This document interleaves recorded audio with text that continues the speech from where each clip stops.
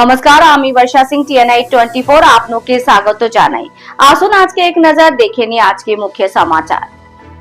একই বিধানসভায় বিজেপির দুই প্রার্থীর মনোনয়নপত্র জমা দেওয়াকে কেন্দ্র করে তাজ্জব ঘটনা নদিয়ার কৃষ্ণনগর উত্তর বিধানসভায়। গত 7 তারিখ বর্ণাঢ্য শোভাযাত্রার মধ্য দিয়ে নদিয়ার কৃষ্ণনগর জেলা শাসক দপ্তরের মনোনয়নপত্র জমা দেন বিজেপির মনোনীত প্রার্থী তারক চ্যাটার্জি।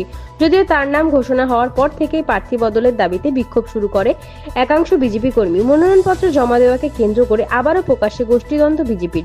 বুধবার কৃষ্ণনগর উত্তর বিধানসভা বিজেপি প্রার্থী হিসেবে দাবি রেখে মনোনয়নপত্র জমা দেন প্রবীণ বিজেপি নেতা চঞ্চল বিশ্বাস। স্বাভাবিকভাবেই একই বিধানসভা কেন্দ্রে দুই বিজেপি প্রার্থীর মনোনয়নপত্র জমা দেওয়াকে কেন্দ্র করে শুরু হয়েছে তীব্র রাজনৈতিক জল্পনা। বিজেপির ঘোষিত বিজেপি প্রার্থী তারক চ্যাটার্জির দাবি, দল তাকে মনোনীত করেছে বলেই তিনি মনোনয়নপত্র জমা দিয়েছেন। তার বাইরে আর কোনো মনোনয়নপত্র জমা পড়েছে কিনা তা প্রসঙ্গে তিনি মুখ খুলতে নারাজ। অন্যদিকে বিজেপি নেতা চঞ্চল বিশ্বাসের দাবি, দল তারক চ্যাটার্জিকে মনোনীত করতে পারে, কিন্তু তাকে কর্মীরা মান্যতা দেয় না। কর্মীদের চাহিদা অনুযায়ী এবং দলের নির্দেশ অনুযায়ী বুধবার তিনি মনোনয়নপত্র জমা দিলেন জেলা শাসক দপ্তরে।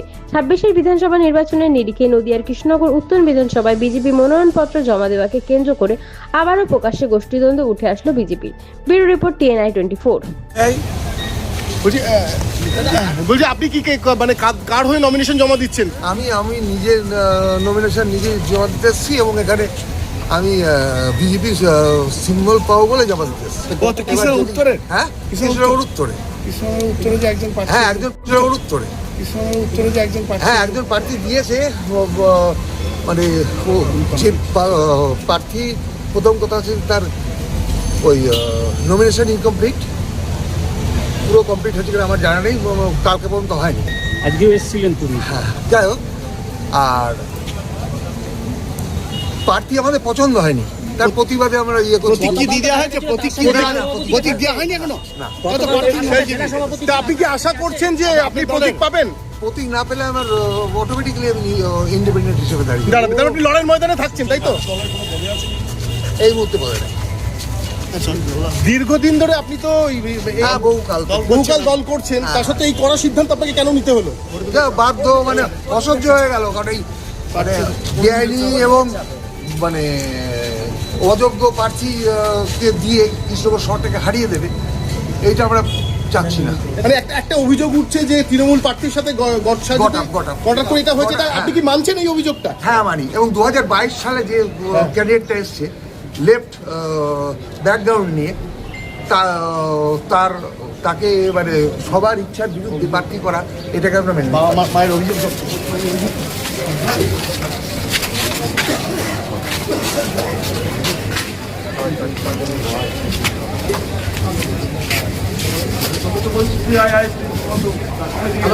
দেখছেন? এখন বিজেপির এবার এতটাই হাওয়া আছে, তাই কারো নির্বাচিত হওয়ার ইচ্ছা হয়তো প্রবল জেগেছে। আমরা তাকে বোঝানোর চেষ্টা করব বিজেপি সর্বত্র সিঙ্গেলই লড়ছে, বরঞ্চ তৃণমূলের মধ্যে তারা ডিভাইডেড, বিভিন্ন জায়গায় বহু উপপ্রার্থী উপদল তারা দাঁড়িয়ে গেছে, এবং বিশেষ করে ওই জেইউপি বলুন, মিম বলুন, এরা তো সব তৃণমূলের সঙ্গেই ছিল, তাই তারাও তৃণমূলের সাথেই বলা চলে। তাদের ভোটটা ডিভাইডেড হবে, ওতে আমাদের কিছু অসুবিধা হবে না।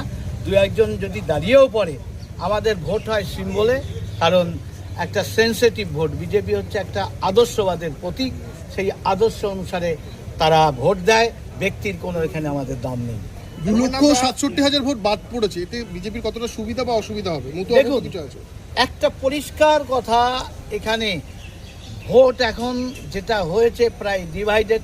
উদ্বাস্তু হিন্দুরা তারা জানে তাদের নাগরিকত্ব কে দিতে চায়, কারা বাধা সৃষ্টি করছে, কাদের লোকজন দিয়ে এই ভোটগুলো কাটানো হয়েছে, এখানকার রাজ্যের ওয়ার্কার তারা কোন দলের সমর্থক, এটা তাই বোঝে। তাই নাগরিকত্ব মোদিজিই দেবে, আর কেউ নয়। তাই তারা বিজেপির পক্ষেই থাকবে।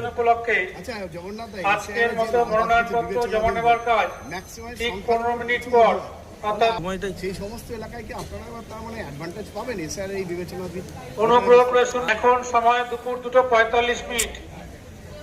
যেটা বলছিলাম,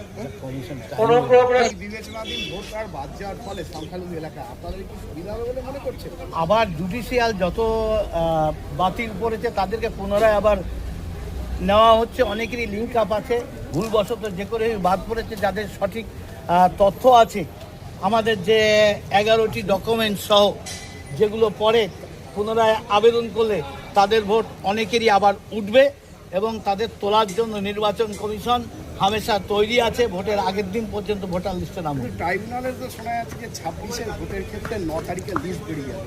তা ট্রাইব্যুনালে তো অনলাইন অফলাইন চলেই যাচ্ছে, কি করে ভোট দেবে তারা?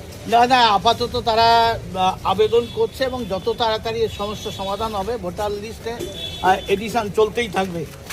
কেউ যদি প্রকৃত নাগরিক হয়, তার বৈধ কাগজপত্র থাকে, তিনি ভোট দেওয়ার অধিকারী। রাজনৈতিক অধিকার তার একটা মৌলিক অধিকার, সেই কারণে এটা থাকবে। ঠিক আছে। না, এটা সম্পূর্ণ একটা ভ্রান্ত ধারণা, কোনো উদ্দেশ্যে, রাজনৈতিক উদ্দেশ্যে ছড়িয়ে দেওয়া হচ্ছে। আমি এসডিও সাহেব ডেকেছিলেন, আমি গিয়েছিলাম, দেখা করলাম, সমস্ত কিছু check and verified, well and good. কিন্তু প্রতীক নিয়ে তিনি এসছেন এটা নয়, তিনি হয়তো দলের পতাকা নিয়ে আসতে পারেন, কিন্তু প্রতীক আলাদা জিনিস। প্রতীকটা একদম আমাদের রাজ্য সভাপতি কেন্দ্রীয় যে তালিকা বেরিয়েছে সেই তালিকার ওপর নির্ভর করে সেই তালিকা মতন সেই বি ফর্ম যেটা প্রতীক চিহ্ন দেওয়া হয়, সেটা আমার নাম যেহেতু কেন্দ্রীয় স্তর থেকে বেরিয়েছে, সেই জন্য আমার নামেই রাজ্য সভাপতি সেটা অ্যালট করেছে এবং সেটা সম্পূর্ণরূপে সমস্ত কাগজপত্র চেক অ্যান্ড ভেরিফাইড হয়ে জমা করা হয়েছে। তারা দাবি করছে কর্মীদের মধ্যে একটা ক্ষোভ রয়েছে, সেই কারণেই আপনার বিরুদ্ধে তারা দাঁড়াচ্ছে বাইরে। এটা আমি বলতে পারবো না, কারণ আপনাকে নিয়ে কি কোনো ক্ষোভ রয়েছে এখনো? আমি সম্পূর্ণরূপে এটা যেখানে নির্দিষ্টভাবে নির্বাচন কমিশন জমা নিয়েছেন সেইখানে আমি সেটা জমা দিয়ে দিয়েছি। তাহলে আপনার কাছে কি প্রতীক এসে পৌঁছেছে? আমি জমা দিয়ে দিয়েছি প্রতীক একদম। এই যে প্রার্থী যিনি চঞ্চল দীর্ঘদিনের প্রার্থী করছেন, তিনি দাবি করছেন যে প্রতীক এসে পৌঁছায়নি, ওনার কাগজপত্র ইনকমপ্লিট। তা প্রতীক যদি তার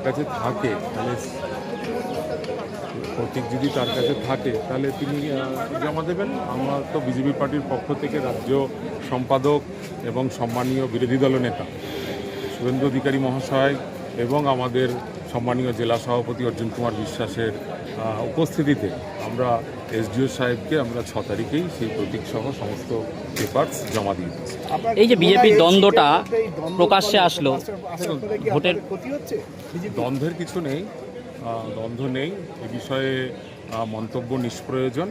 মানুষ তৈরি হয়ে বসে রয়েছে যে আগামী 29শে এপ্রিল ভোটের যে বাক্স, সেই ভোটের যে ইভিএম, সেই ইভিএমে পদ্মফুল চিহ্নে আমাদের কৃষ্ণনগর উত্তর বিধানসভার রাষ্ট্রবাদী জাতীয়তাবাদী জনগণ তারা একেবারে পরিবর্তনের লক্ষ্যে আজকে তৃণমূল কংগ্রেসকে একদম রাজনৈতিকভাবে গণতান্ত্রিক উপায়ে তারা বিসর্জন দিতে প্রস্তুত।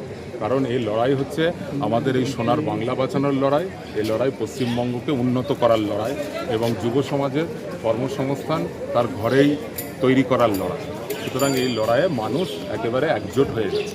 চঞ্চলবাবু এখন তা সত্ত্বেও অভিযোগ করছেন তৃণমূলের সাথে সেটিং করে আপনারা প্রার্থী হয়েছেন এবং তার জন্যই এত বড় ওই যে অভিযোগ। আপনাদের জেলা নেতৃত্ব এত বড় অভিযোগ করছেন যে সেটিং করে যাতে তৃণমূল প্রার্থী জিততে পারে বলেই আপনাকে দাঁড় করিয়েছে।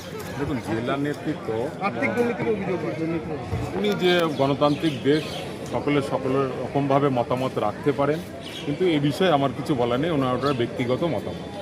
যেখানে বলছেন কৃষ্ণনগর উত্তরে বিজেপি প্রার্থী আমাদের কাছে কোনো পছন্দের নয়, সেই জন্যই তিনি এসছেন এবং বিজেপির সিম্বল নিয়ে দাঁড়াবেন বলছেন। এ বিষয়ে মন্তব্য নিষ্প্রয়োজন। দল যা ঠিক করেছে, দলের ইয়েতে আমি অফিসিয়াল ক্যান্ডিডেট হিসাবে আমি আমার মনোনয়ন সম্পূর্ণ করেছি, সমস্ত মনোনয়ন সম্পূর্ণ করা হয়ে গেছে। এ বিষয়ে মন্তব্য করতে চাই।